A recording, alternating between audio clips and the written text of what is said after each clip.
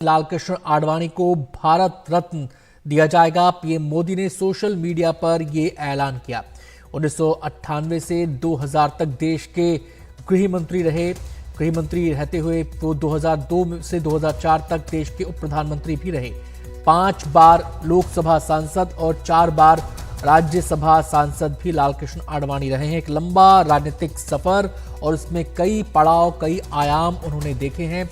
आपको बता दें कि राम मंदिर आंदोलन से जुड़ी रथ यात्रा हो, उसकी भी अगुवाई लालकृष्ण आडवाणी ने की थी और कहा जाता है कि बीजेपी को इस मुकाम तक पहुंचाने के लिए उन्होंने अपना जीवन पूरी तरह से पार्टी के लिए समर्पित किया।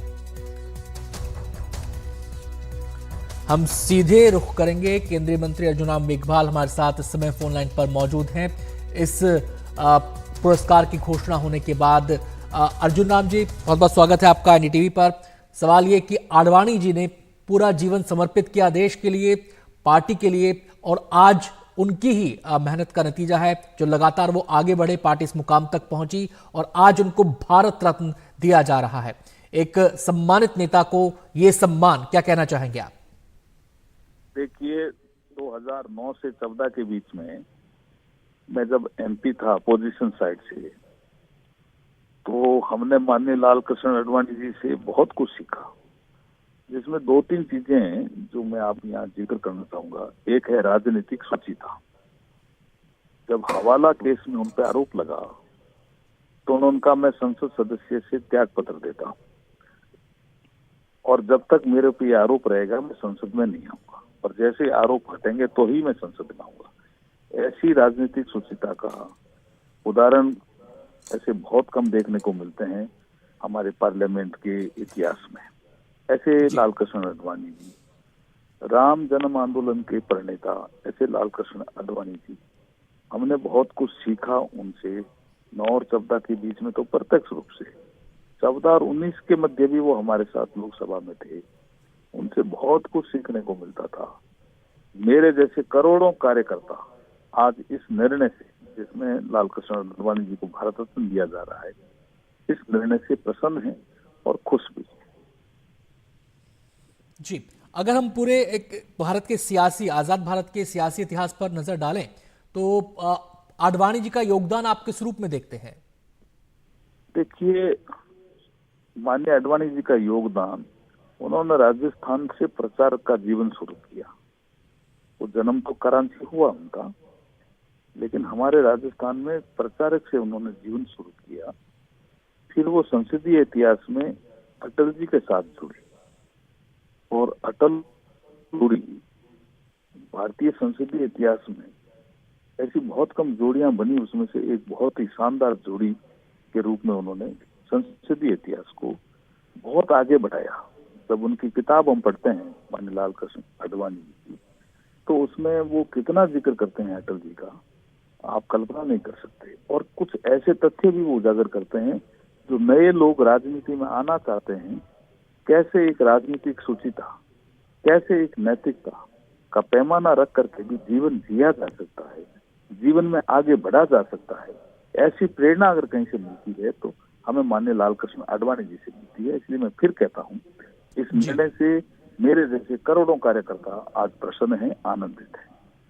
अर्जुन राम जी, जब आजाद भारत में सांस्कृतिक पुनर्जागरण की बात होती है, सांस्कृतिक राष्ट्रवाद की बात होती है, तो उसके सूत्रधार के रूप में लालकृष्ण आडवाणी जी को देखा जाता है। और आज उसी, अगर हम सांस्कृतिक जो एक सूत्रपात हुआ इस देश के अंदर, उसके तौर पर हम देखते हैं कि राम मंदिर में प्राण प्रतिष्ठा हुई, उसके बाद वहां पर लोग पूजा अर्चना के लिए जा रहे हैं, और भी कई ऐसे उदाहरण हमारे सामने हैं। तो इस पूरे के पूरे सफर में, इस सांस्कृतिक राष्ट्रवाद के सफर में आडवाणी जी एक पुरोधा के रूप में सामने आते हैं।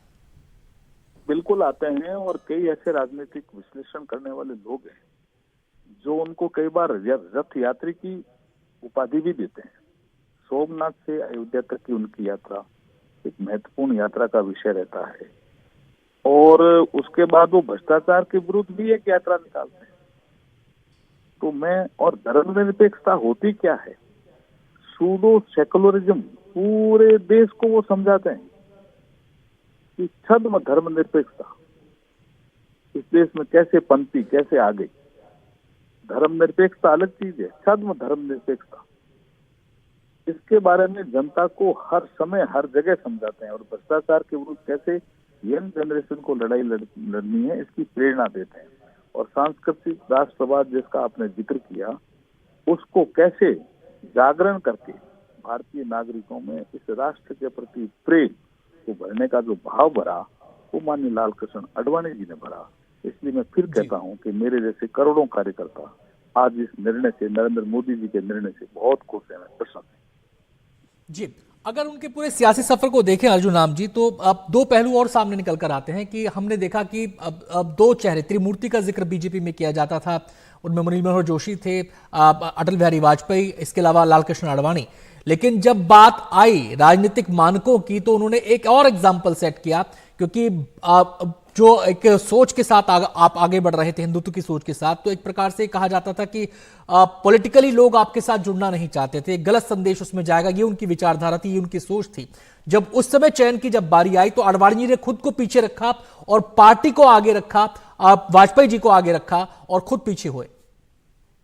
ये जुगलबंदी करके एक पुस्तक आई है अभी, उसमें जिसका आप जिक्र कर रहे हैं उसका उल्लेख है। बॉम्बे का एक राष्ट्रीय अधिवेशन होता है हमारे भारतीय जनता पार्टी का, और वहां आमतौर पे ये निर्णय होगा ऐसा सबको पता था कि जो अगला चुनाव है वो लाल कृष्ण आडवाणी जी के नेतृत्व में लड़ा जाएगा। लेकिन जब लाल कृष्ण आडवाणी जी जब खड़े होते हैं तो वो खुद भाषण समाप्ति के बाद ये कहते हैं कि अगला जो चुनाव है वो अटल बिहारी वाजपेयी जी के नेतृत्व में लड़ा जाएगा। और जब ये घोषणा कर देते हैं तो अटल जी कहते हैं आपने मुझे पूछा ही नहीं लाल जी। तो ये जुगलबंदी में बहुत डिटेल से जिक्र है। इसको हम कह सकते हैं कि उन्होंने ऐसे राजनीतिक व्यवस्था में मानक तय किए हैं जिसे उनको हमेशा ही याद किया जाएगा, राजनीतिक शुचिता के लिए और नैतिकता के लिए। बहुत बहुत शुक्रिया अर्जुन राम मेघवाल जी, और एक बार हमारी भी शुभकामनाएं आपको भी, बधाइयां आपको भी, क्योंकि आपके वयोवृद्ध नेता हैं लाल कृष्ण आडवाणी, अब उनको भारत रत्न दिए जाने का ऐलान हुआ है।